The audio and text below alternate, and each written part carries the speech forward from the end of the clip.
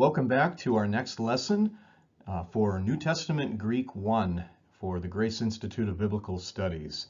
In this lesson, we're going to be introducing the subject of verbs in Greek and what they mean and how they function a little differently than in English or some other modern languages. And this will correspond to the content found in our textbook by Ray Summers, Chapter 3.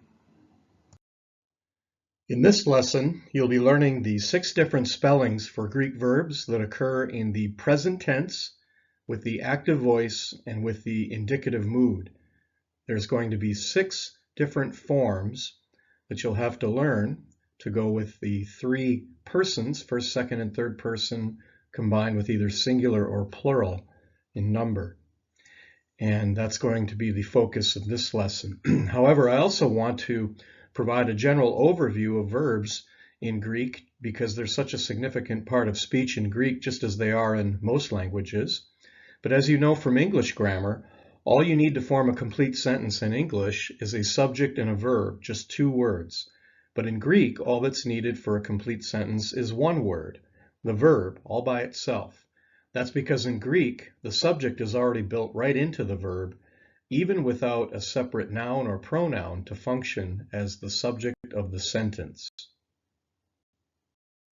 And so, for instance, here is one of our vocabulary words that we're going to use as a base word, so to speak, for all the different forms that we'll be learning. It's called luo, which means I loose or destroy. But here you can see the 6 different forms that I just mentioned that you'll be learning as the present active indicative forms for this lesson. First person singular, luo, would mean I loose or destroy. Second person singular, lues, would mean you loose or destroy, you singular. Third person singular, lue, would mean he, she, or it looses or destroys. Switching to the plural column, first person plural, luamen, would mean or be translated we loose or destroy. Second person plural, lueta, would be you or ye or you all if we were in the South, y'all loose or destroy. And third person plural, luusen, would be they loose or destroy. Now, the first thing that you should know about Greek is that it is a highly inflected language. That means a single verb in Greek can be spelled in potentially over 100 different ways based on all the possible combinations of the different tenses, voices, moods, person, and number in which that verb can occur. Each of these combinations will have a different spelling, as you'll see. In fact, at this point, what I'd like you to do is just pause this lesson and take a look at the verb charts from your Ray Summers textbook that show all the different spellings for the verb luo in what is called the omega conjugation. That's the ending of omega on the upper left corner for the present active indicative form. But in that chart, you will see that there are forms of verbs that end in omega in their present active indicative forms for first person singular like luo, meaning again I loose or destroy. And that same chart also will show you all the different spellings or forms of verbs that end in mu plus iota, what is called the me conjugation. You've heard of the me generation? Well, this is the me conjugation at the bottom of that chart. And as you look at these charts, initially they look completely overwhelming for a beginning Greek student. But as we go through this course and then in semester 2, we will learn each of these different forms or spellings, one group or set at a time. But I just want you to take a look at these conjugations, the omega and the me conjugations, just to get a bird's eye overall view and an appreciation for the variety of ways in which verbs are spelled or formed in Greek, and thus it's a highly inflected language, as we often say. Now you see this column here for the tenses, and there are 6 different tenses listed. But when you see a Greek verb, you will need to identify it as belonging to a certain category or tense, first of all. In fact, based on a verb's spelling, you'll be able to identify the verb as having not only a specific tense, but also a specific voice and mood, person and number. And you'll almost need to be like a computer decoding each word or each verb as you encounter it. It'll have a lot of built-in information that will need to be decoded. That's part of being a highly inflected language. The stem sometimes will change, as well as the prefixes and the suffixes or endings to those verbs. But let's start with the first element of a verb in Greek, that of tense. In Greek, again, there are 6 different possible tenses that a verb may occur in: the present tense, future, imperfect, aorist, perfect, and pluperfect. And again, in this lesson, we're going to focus just on the very first one, the present tense form. In English, we basically have 3 tenses: past, present, and future. And in English, grammatical tense, so to speak, refers to the time when the action of the verb occurs.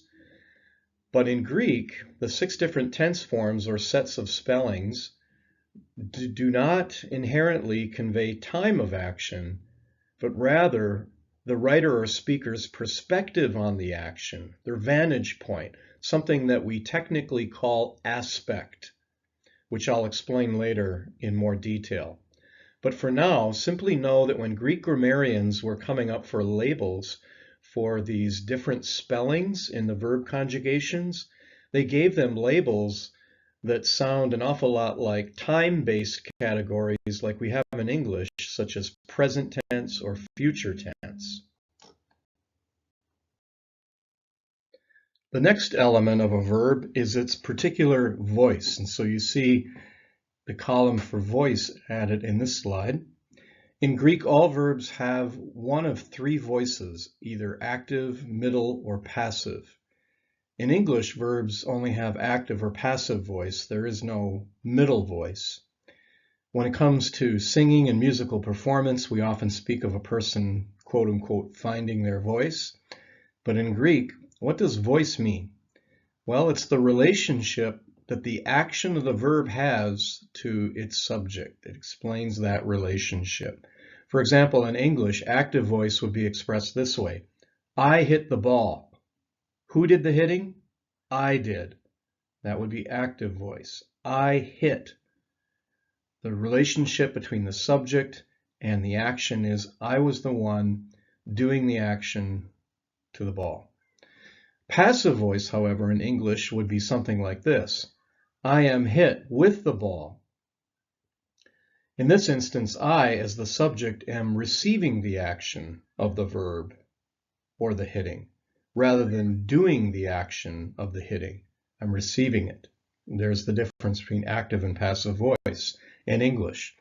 But Greek also has this third voice that English doesn't, the middle voice, and I'll explain more about that in a future lesson when we get to middle and passive voice verbs. Now in this third column, you see mood, or sometimes as older grammarians would say, mode. That was their way of saying the same thing.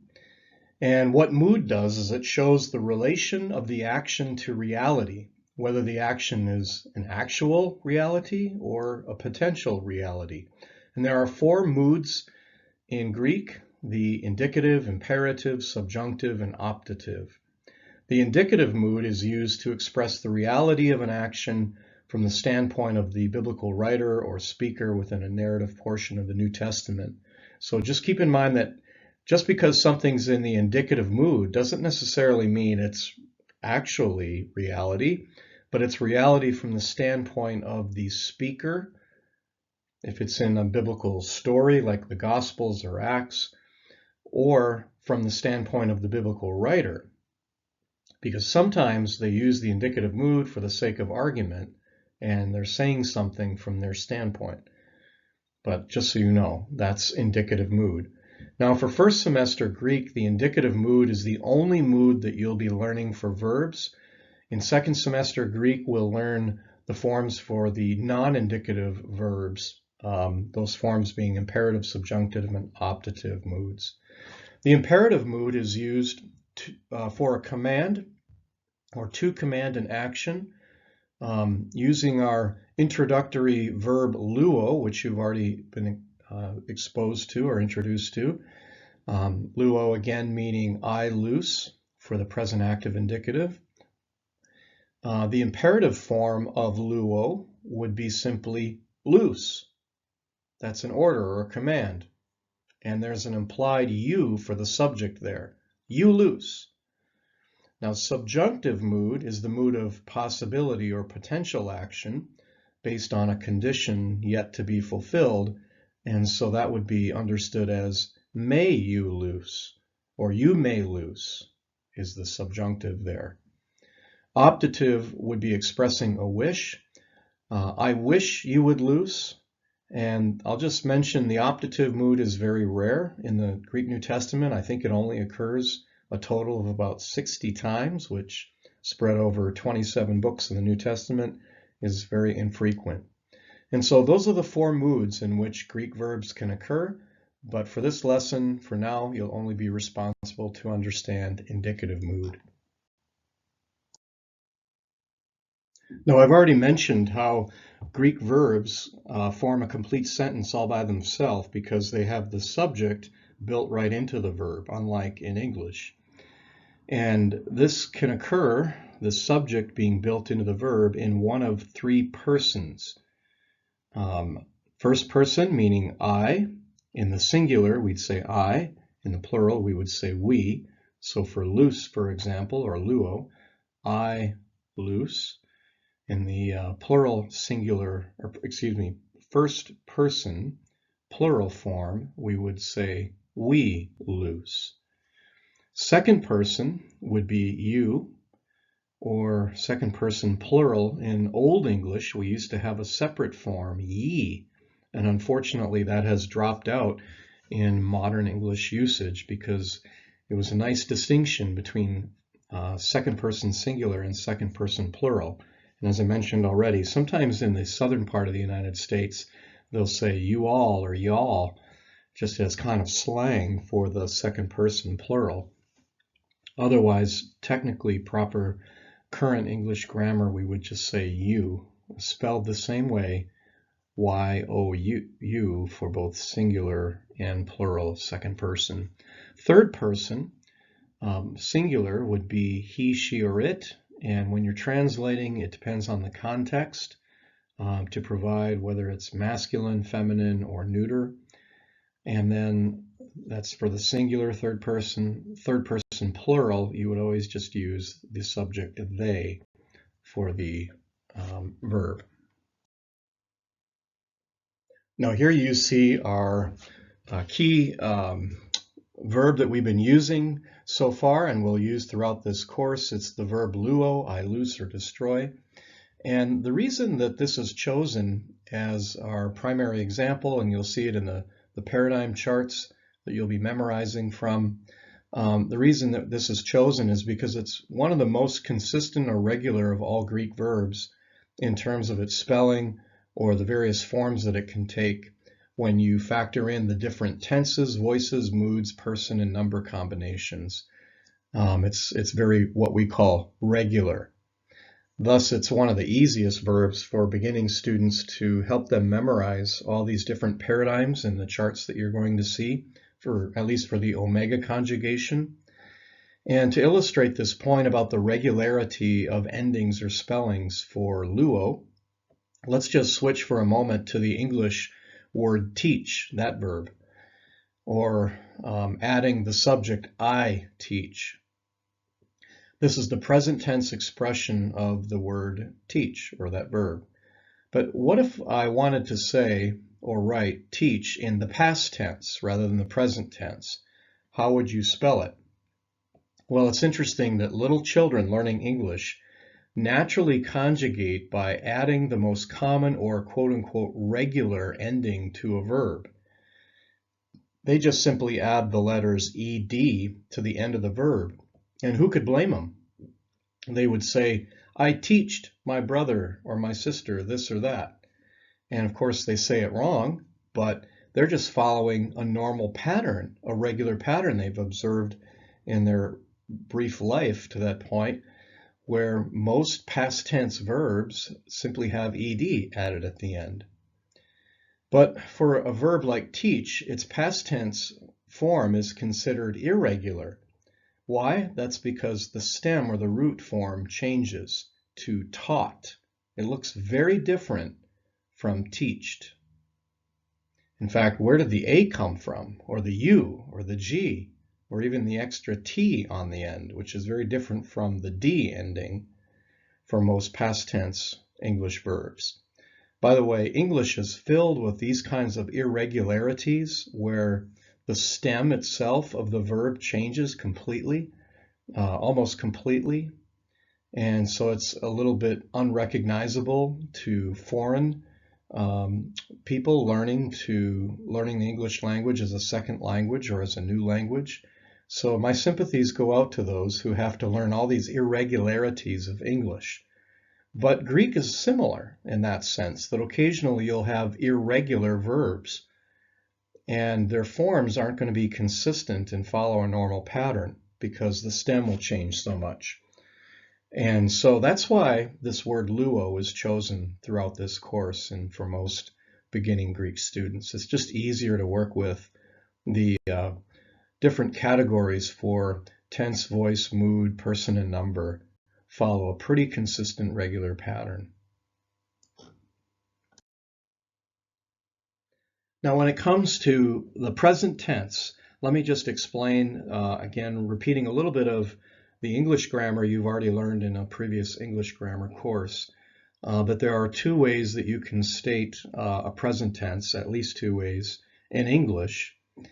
For example, you could say, I lose or destroy. This is what we typically call the simple present, the normal way of translating it. And when you're doing your translation exercises in your workbook for this course, you can choose either one of these two ways of writing it. The other option is what's called the progressive present, where you would say, I am loosing or I am destroying, which gives a little more emphasis on present action that is progressive or continuous. The implication is a little more on the progressive side or a continuous type of action. And there can be shades of meaning when you see a present tense in any language. And so I just want to let you know, when it comes to your translation exercises, you can translate them either way and it wouldn't be wrong. And a lot of it depends on context when you see a Greek sentence in its context. Another point I should make is what's called the lexical form of a verb will always be what is in the upper left corner there, first person singular form of that verb. So the lexical form will always be not only first person singular, but also the present tense active voice indicative form of a first person singular for that verb. So for instance, let's take our verb for I loose or I destroy, luo. Luo will always be what's called the lexical form, and that's a standard understanding or definition of that phrase lexical form for Greek students, and you need to know that. For example, let's take a different verb, in this case, baptizo. It has the same ending as luo, an omega conjugation, but in this instance, the verb baptizo means I baptize. Now, how would this word appear in a lexicon? Well, here's a snapshot from the standard Greek lexicon that is used today, Greek English lexicon, called BDAG, which stands for Bauer, Danker, Arndt, and Gingrich for German scholars. But notice the lexical form of this word as it appears in this lexicon. It's in the present active indicative first person singular form again, because we know that based on the ending, the omega ending. And so this is how it's always going to appear in a lexicon when you have to look up a word. And that's why we refer to this as the lexical form. That's the technical expression used among Greek students for that particular form of a word. I would also just mention, if you're using a Bible software program like Logos, it will also show you this form of the word as the lexical form, or sometimes called dictionary form, of a particular verb. When you hover over that word and it shows you, let's say it's in the aorist, subjunctive, etc., it will also usually supply the dictionary form or lexical form, which is going to be the present active indicative first person singular. Now here's a snapshot from what's called an analytical lexicon. In this instance, it's an analytical lexicon produced by William Mounce, a particular Greek scholar who's very good on morphology, or the formation of Greek words.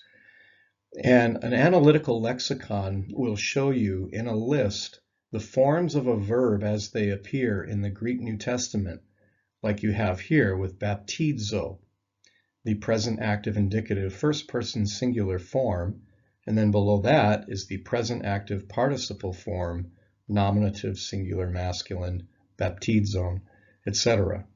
And so you'll see this list of all the ways that that verb appears, or how it appears in its various forms throughout the New Testament.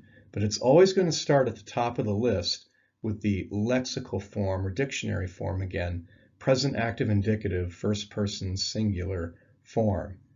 And by the way, an analytical lexicon can be very valuable in this sense, because it'll show you both how a verb is used in all its different conjugated forms in the New Testament, as well as by omission, it'll show you that not every possible conjugation appears for particular verbs throughout the New Testament.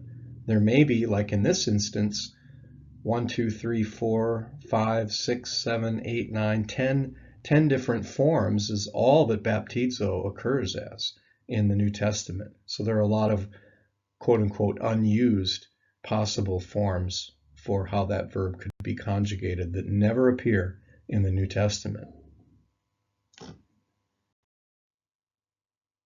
Now let's go back to our paradigm for the present active indicative of our keyword luo. As you can see, the first, second, and third person forms here in their singular and plural forms. I just want to show you this chart again because I want to clarify the difference between the root of a verb, the root form, or its stem.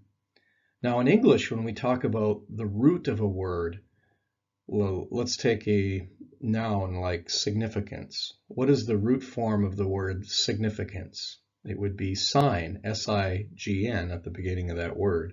That would be its root. That's how we speak of root in English.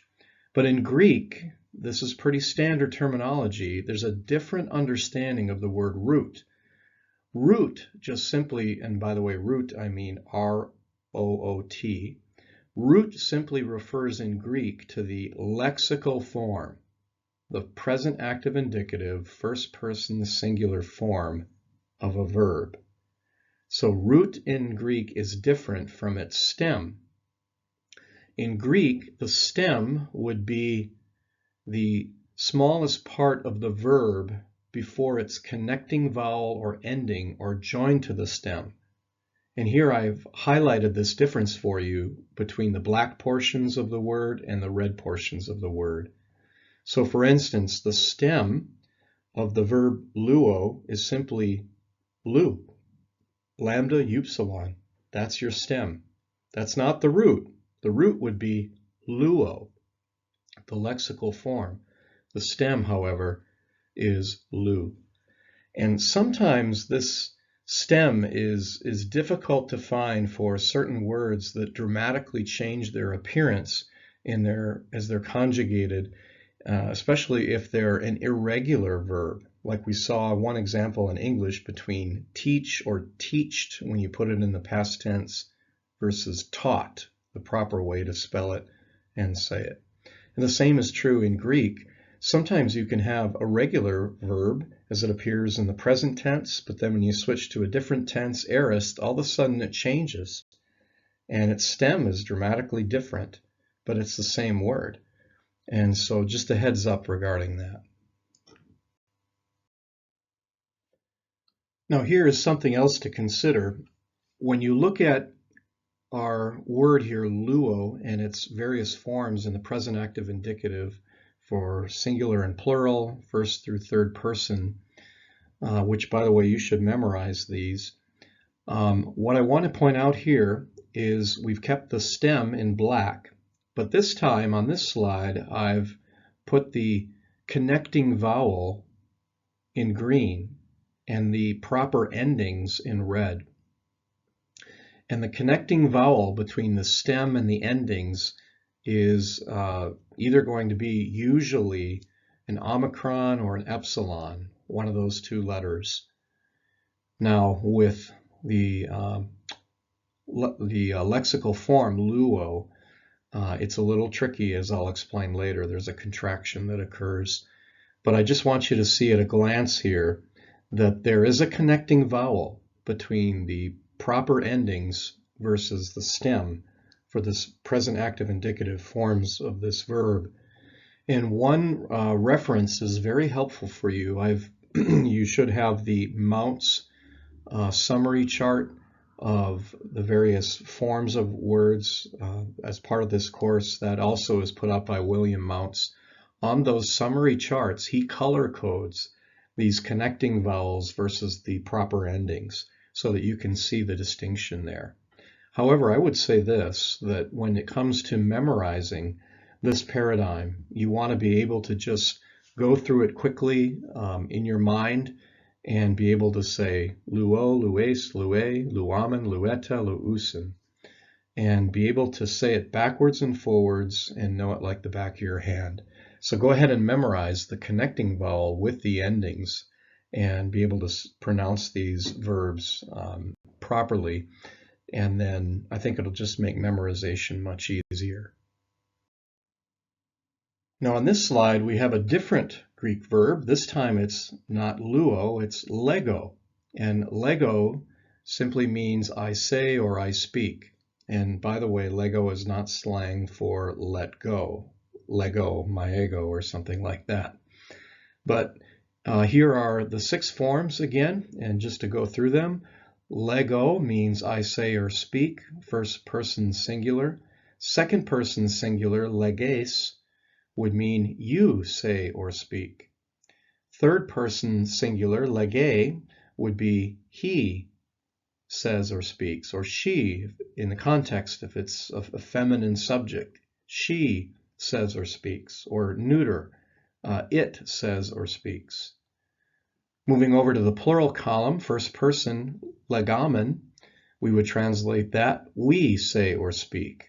Second person plural, legete, we would translate that as you, plural, or you understood as plural, say or speak. And then legusen would be they say or speak.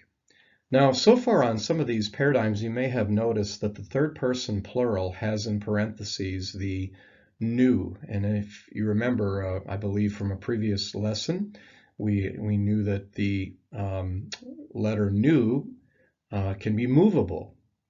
At this point, you should understand that sometimes this letter is added to the end of a verb in Greek just simply for better pronunciation. It makes it a little more smooth in Greek, something called euphony. And it doesn't change the meaning at all of the verb. It's still a third person plural, but sometimes, and there's no rule for this as to when it appears and when it doesn't, but sometimes it'll appear with verbs in the New Testament, sometimes it doesn't. But sometimes what the Greeks would do is they would just throw in for the third person plural that movable nu because it ends with an iota. And so if the next word that follows the verb legusi, for example, if that next word that followed it started with another vowel rather than a consonant, you'd have 2 vowels back to back, which in Greek is a little hard to pronounce. So what they would do is they'd throw in a nu or a consonant, and it made it a little easier to pronounce, therefore. So just be aware that sometimes this appears, sometimes it's not there, but in either case, it has the exact same meaning. Here is a slide with the verb Lego in the upper left corner, and this represents an example of some of the workbook assignments and the particular questions you'll be asked, where when you see this layout of information in these three columns, you'll be expected to supply all this information that you can glean from the verb Lego.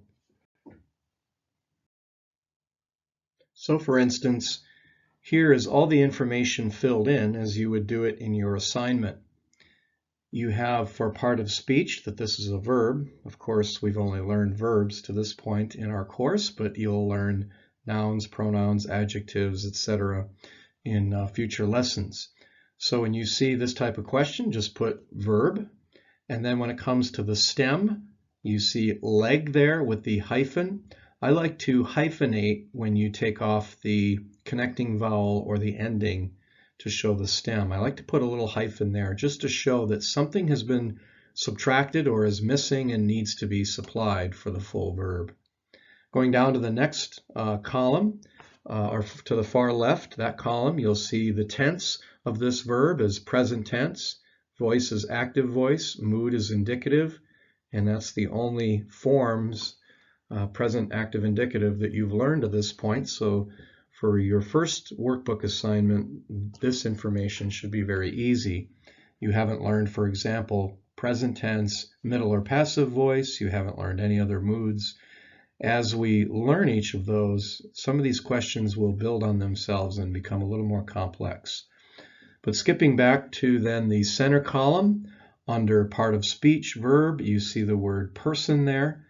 Lego is first person. I say or speak. And it's also singular in number, so you would put singular there. Its lexical form is the exact same form in which it appears. It is Lego. The ending would be omega here. The connecting vowel, in this instance, you can just go ahead and write none, but in fact there is an omicron that occurs there as a connecting vowel, but there's a very complex contraction that is beyond your ability to understand at this point. We're just going to skip right over that. For all practical purposes, you can just put none. And the subject that's built right into the verb is I. Now that only occurs in English, where we would write out the word I, but that would be the correct answer to put down there for your workbook assignment. They're asking you what the English equivalent would be. I versus you versus he, she, or it, or they. Here's another different verb. In this case, it's thellusin, which comes from the verb thello, which means I will or I wish. So for thellusin, let's analyze or parse, as we would say, this particular verb. For part of speech, if this were your assignment, you would put verb, of course. And then for stem, you would simply take off the connecting vowel or the ending. In this case, the omicron for the connecting vowel, and usi or usin with the movable nu, that would be the ending. And so you're left with thel, and then I always like to hyphenate it. For tense, voice, and mood, of course, we've only learned one combination thus far, so it's always going to be, for this particular chapter or lesson, it's always going to be present, active, indicative. And this is now in the third person. This is third person plural, usin. And the lexical form of this particular verb would be thello, first person singular. The ending, of course, is usi, or with the movable nu, usin. And even there, I like to put a hyphen to show that, and you probably should get in the habit of doing this as well, to show that that ending goes with the stem of a word. And then the connecting vowel in this case is the omicron. And again, you can see that from your Mounts chart, which has that illustrated for you, if you look at the verbs section of your Mounts charts. And being that it's third person plural, the subject for I or they, will, or wish is going to be they. Here are the 9 verbs that you'll be required to know. This is your vocabulary list for lesson 2 of this course, which corresponds with essentially chapter 3, though it's titled lesson 3 in your Ray Summers textbook. Let's go through each of these words one by one just so you can pronounce them properly. The first word is gnosko. You see the 2 omegas there, gnosko. And if you have the hyphen there too, you probably should get in the habit of just trying to put a little bit of emphasis on that syllable. Gnosko means I know. Grapho is I write. That's where we obviously get graphics from. Didasko is I teach. Agero is I raise up. Thelo is I wish or I will. Lambano is I take or receive. Lego, I say or I speak. Pempo, meaning I send. And pharaoh, meaning I bear or bring. And of course, now that you've learned from the paradigm, all 6 of the present active indicative, first person, second person, third person, singular and plural endings and connecting vowels, you can put those same endings and connecting vowels with each of these verbs, which you will be required to do in your assignment. To this point in our lesson, you've essentially just learned the nuts and bolts of verbs in Greek, as well as now the vocabulary words. But for the rest of this lesson, I want to introduce you to the function of verbs in Greek, because there are some significant differences when it comes to function or meaning and significance compared to verbs in another language, for instance, English. In English, we essentially have 2 dimensions to our verbs, kind of action and time of action. And I put the time of action on the x-axis. For instance, thinking of past, present, future, time of action, because in English, when we speak of tense, we're primarily referring to the time of the action. Kind of action can be implied. There can be, for instance, one-time action, a repetitive or iterative at points of time type of action with the present tense, or sometimes present tense can imply continuous action. But we say that the present tense is present in time, but also sometimes in terms of kind of action. It can be like that progressive present. Let's take the difference between I loose and I am loosing. In the latter case, I am loosing, there's more of an emphasis on continuous action. But in essence, just think of English as being 2D, not 3D. So again, when it comes to English, tense refers primarily to time, and in some cases it possibly refers to kind of action as well. Let's take the verb study in the sentence, I study Greek. It's occurring in the present time, but how is it occurring? I mean, are you studying like once a week, once a month? You studied it once last year as you're talking to somebody else telling them, I study Greek. Or if you were talking to me, you would say, I am studying Greek, implying that I'm doing it on a more consistent basis, the continuous or progressive present, as we would say. In Greek, it's imperative that you understand that the present tense form can be used for both past time and future time. I know that's a bit of a mind bender at this point for you, but again, keep in mind that tense or tense forms do not indicate inherently time of action in Greek. So I know that's the normal way that we understand tense in English, but for now, you need to take that English understanding and get in your car, drive a block away into a parking lot away from where you're studying Greek, and just park your English understanding of tense there and leave it there. In fact, leave it there every time you study Greek from here on out, because tense or tense forms in Greek don't imply time of action. Rather, they inherently convey what's called aspect, as we'll see. But here's an example from John 1, verse 29, where we see the present tense form of blepo, meaning I see, as well as lego, meaning I say or speak. And here it's in the third person singular, blepe and lege, and clearly it's used for past time. The next day, John, that would be John the Baptist, saw Jesus coming toward him and said, "Behold, the Lamb of God who takes away the sin of the world." Now, as the Apostle John is writing this, he's describing what happened in the past.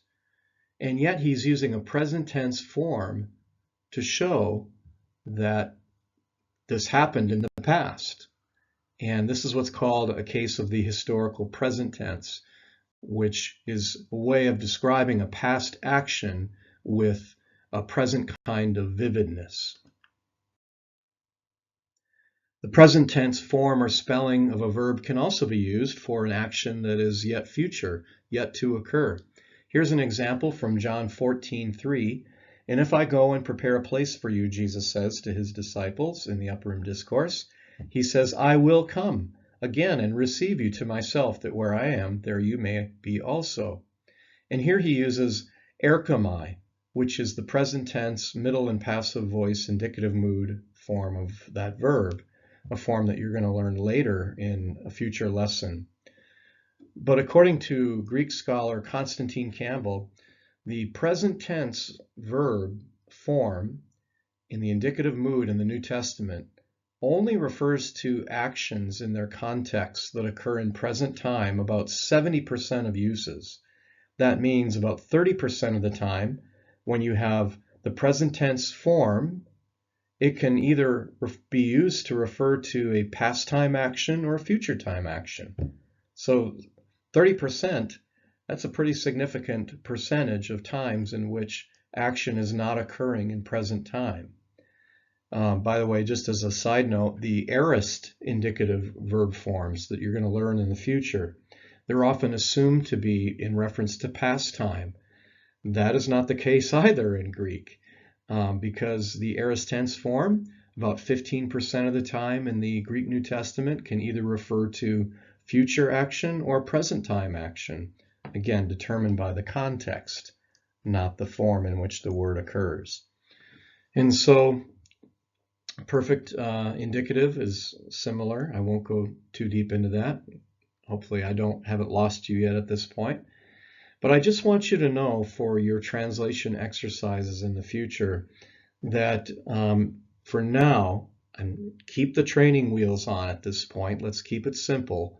When you do a translation exercise, don't worry about the fact, for example, that this is a present tense form, but I wonder, is it future tense in the context, future in time, rather, or is it past time, like the two examples I've just shown you? At this point, just translate all present tense forms as assumed to be present in time actions. So let's keep it very simple throughout this course. I'm just showing you what is under the hood, so to speak, at this point. I don't want to overwhelm you, but I also want to be accurate. And if we were learning about parts of speech in Greek and comparing it to learning about an automobile, I would say that the verbs are like the engine. And to learn an automobile, you've got to pop the hood, so to speak, and look under the hood at the engine. And at this point, I'm just lifting the hood up, showing you what is this incredible, awesome engine and its complexity, these verbs. But I also want to put the hood back down and not get too deep here and overwhelm you at this point. So for now, just understand as a very preliminary step that these present active indicative forms you're learning should be translated at this early stage as assumed to be present in time action, but you also know as a footnote, as a caveat, in the future, that present tense forms may actually be referring to future time or past time in some instances.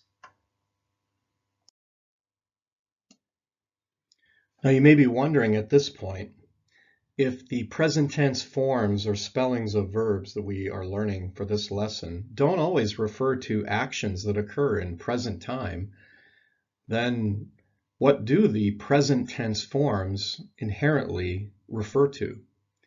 And the answer is, in Greek, that they refer to perspective of the action, something that is technically called aspect, and that is a term you should know well. I'll be referring to it throughout this course, or the subject of verbal aspect, the aspect of a verb, which simply refers to its perspective of the action again.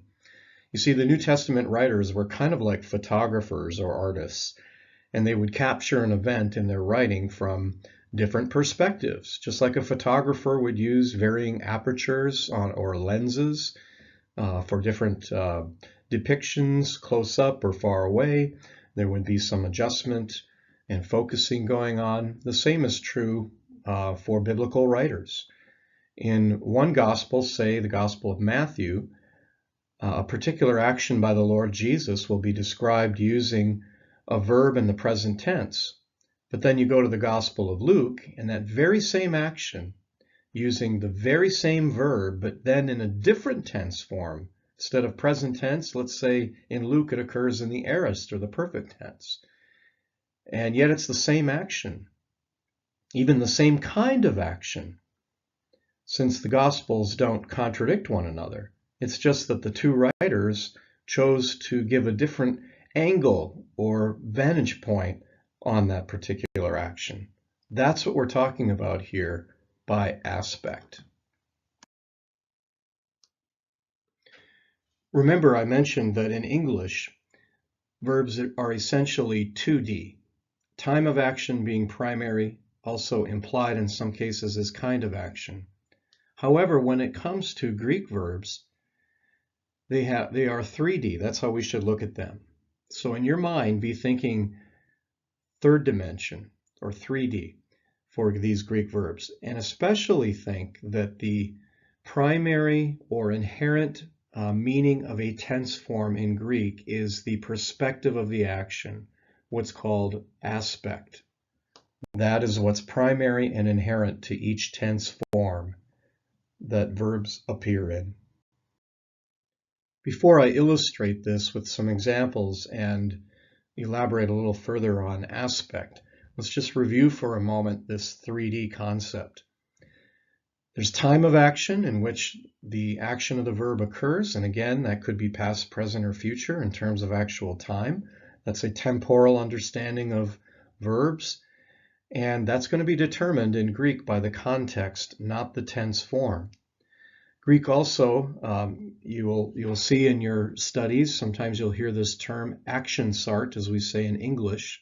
It comes from the German word Aktionsart, which simply refers to the type or kind of action, the sort of action.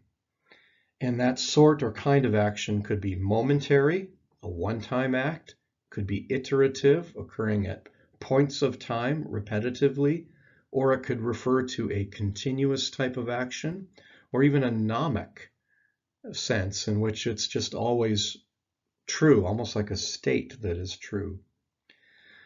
But in Greek, aspect is what is inherent to the tense form, and this refers to the writer's perspective of the action. And I'm going to illustrate in a moment how it's either internal, inside the action, or viewed external to the action. When it comes to aspect in Greek, sometimes the parade illustration will be helpful. There are essentially two aspects. There's internal versus external to the action. And when we say that something is internal aspect or imperfective aspect, it means that we're close to the action, almost like sitting on the curb watching the parade go right in front of us as it goes down the street. We can't see the beginning of the parade, we can't see the end of the parade, but we're almost in the parade. That is internal, or sometimes called imperfective aspect. In contrast to that is external perspective or aspect, perfective aspect as it's sometimes called. And that is viewing the parade or the action of the verb remotely. We're removed from the situation. And in the case of like the aorist tense, you could see the beginning and the end of the action. So internal perspective of the action, or the more proximate view of the action. This is called imperfective aspect. And this is what the present tense form is used for in Greek. External perspective on the action is something that views the action more remote. This is called perfective aspect, and other tenses besides the present tense form are used for this perfective aspect. So the internal viewpoint on the action, the imperfective aspect, as we would say, will use the present tense forms or spellings of verbs, as well as the imperfect tense spelling or forms, which you have yet to learn. You'll learn that in semester 2 of Greek. In contrast, the external viewpoint on the action, what we call perfective aspect, is going to use the aorist tense forms, pluperfect tense forms, etc. The perfect tense form, that's a whole other discussion, and there's some debate surrounding that. I'm going to save that for semester 2. But at this point, you're only learning present tense. But I just want you to understand that when we come across the present tense form, it is implying a certain kind of perspective on the action that is proximate or right on the curb, so to speak, watching the action unfold right in front of our eyes. I realize you haven't learned the aorist tense yet, and we will get to that in second semester Greek. But I just want to show you the contrast between aorist and present tense and how they're used to depict action in two different ways. Here we have an example from Romans 5, verse 14, where it speaks of continuous past action that is viewed external to the action, in other words, perfective aspect, viewing the action summarily. Romans 5:14 says, "Nevertheless, death reigned." And here is our aorist tense form of a verb, basileuo. In this case, it's put in the aorist tense form, basileusin. And it says, death reigned from Adam to Moses. And here it is looking at death reigning like a parade from Adam, the starting point, to Moses, an end point, the beginning of the parade to the end of the parade, and viewing that action summarily. So as we think of the three dimensions again for Greek verbs and how we should look at them, the time of this action is obviously past time based on the context from Adam to Moses, it says. And then the kind of action would be iterative with each successive death. And because this transpired over a long period of time, you could almost say it was continuous action or iterative. But the aspect or the vantage point, the perspective on the action, is that of being outside of Adam to Moses and all this death going on. It's external to it, like we're in a helicopter, or if this is a parade downtown, we would be at the top of a building looking down. And so it's perfective aspect, as we would say. You might be wondering, well, if the present tense form doesn't necessarily indicate present time of action in Greek, how do you determine time of action for a verb in Greek? Well, that's going to be based on the context. The time of an action, whether past, present, or future, in Greek is not inherent to a verb's tense form. So look for other words in the context that are trigger words. Adjectives, adverbs of time in particular, those kinds of adverbs or prepositions are going to be your clues, like the words quickly, now, still, until, after, etc. Those will all give you the time of the verb's action, not the mere fact that it occurs in the what we call the present tense form or the aorist tense form, etc. You might also be wondering, well, if the present tense form doesn't necessarily indicate present time of action, or that it doesn't inherently indicate a certain kind of action, but rather the perspective or aspect on the action, well, then how do we determine not only the time of action, which we just saw on the previous slide, but also kind of action, or aktionsart? The kind of action, whether it's repetitive, continuous, momentary, etc. in Greek, is also not inherent to the verb's tense form, so you have to look for two things. Other words in the context, again, such as adjectives, adverbs of time, prepositions, or the nature of the verb itself. This is something we call lexis. Some verbs, by their very nature, are more momentary, like die. When someone dies, it happens to them once in their lifetime. Or dip, or fall, or hit. Those are often more momentary type actions. But let's take a different verb, the verb endure or persist. By their very nature, those verbs imply continuity or repetition or just an extension of the action. And so that's what you need to look at in determining kind of action, not the tense form in which the verb occurs.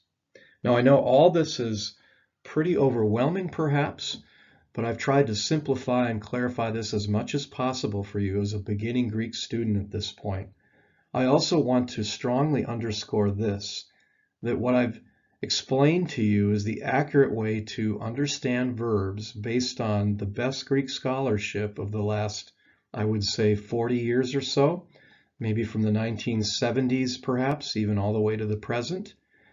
And the reason I point this out, and you should note this, is because this explanation I've just given you in this lesson is different from what you're going to read in your Ray Summers textbook.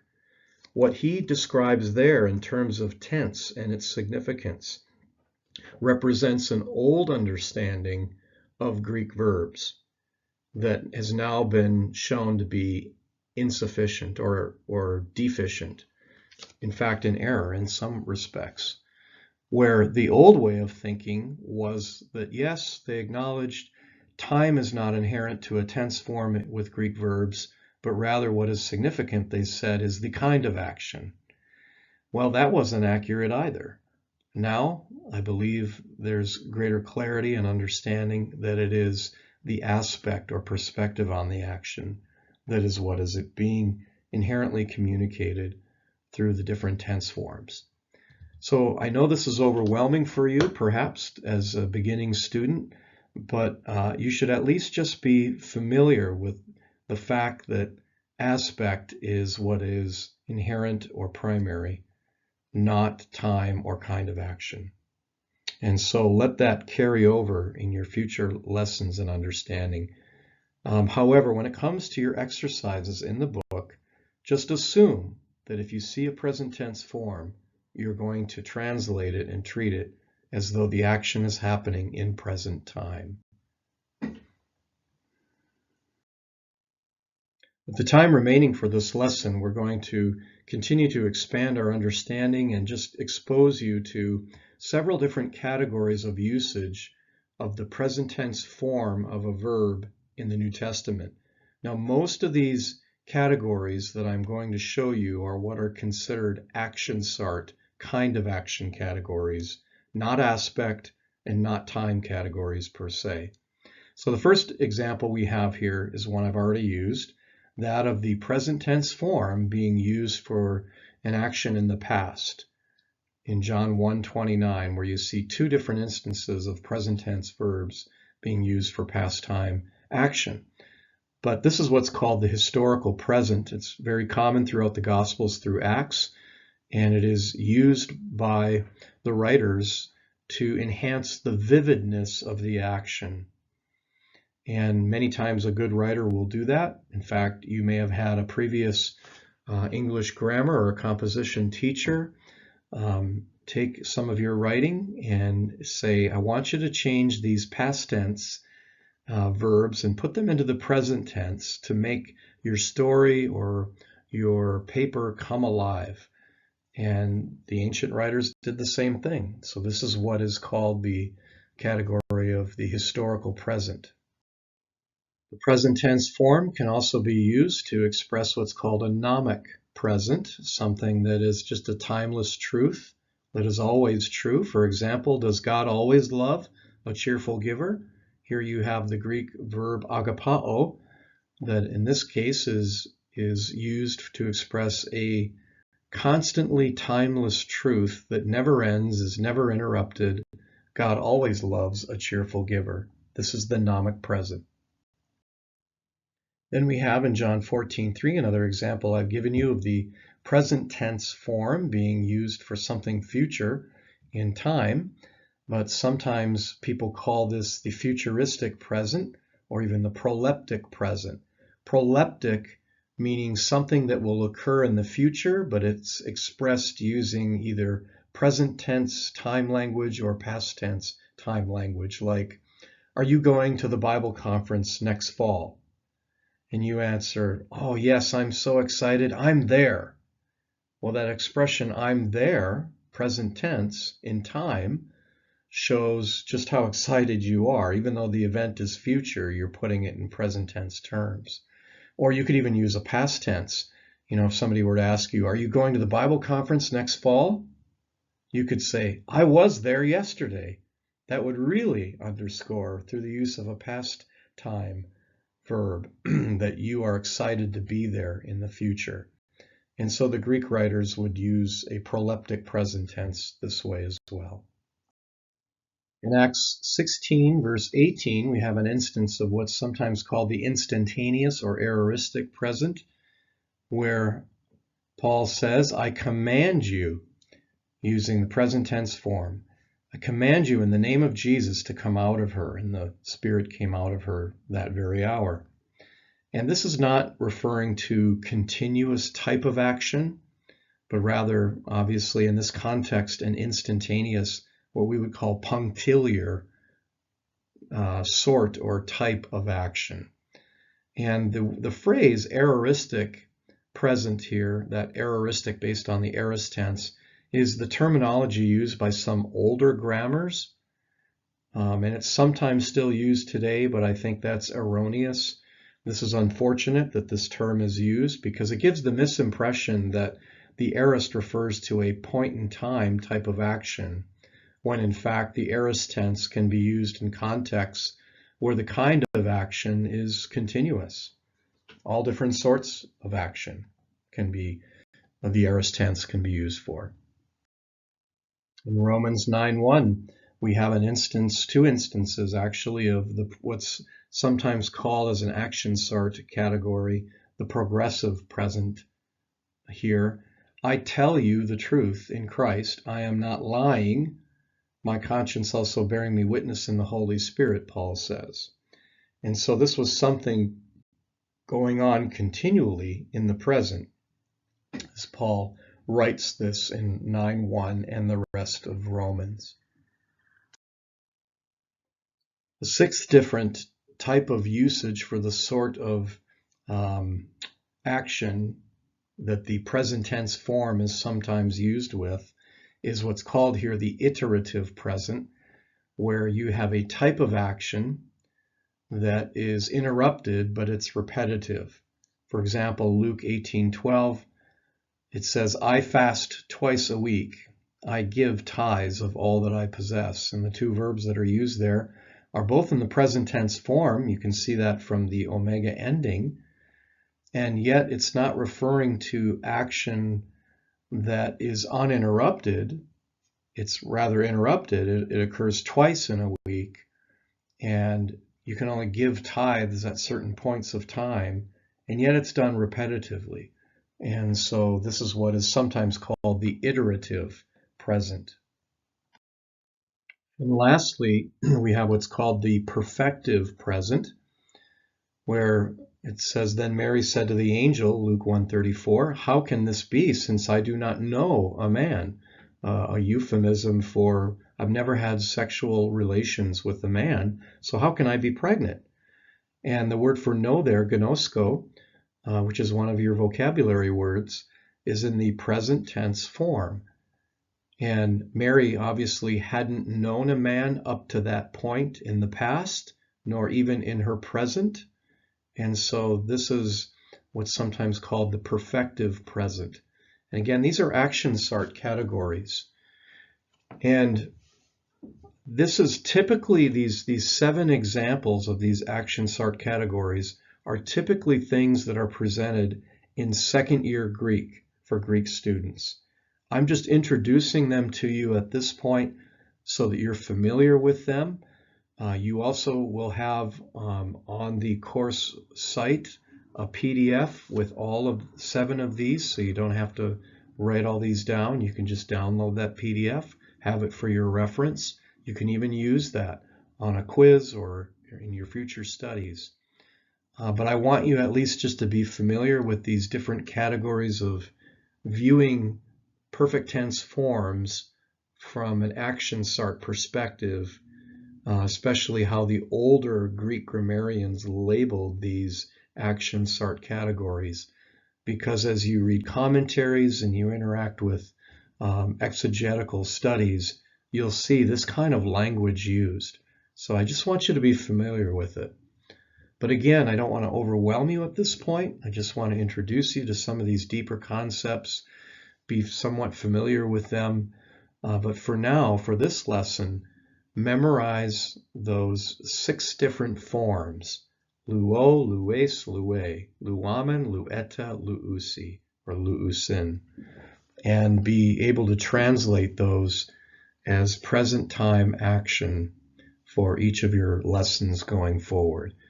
So I hope this was helpful, and this brings us to the end of lesson 2.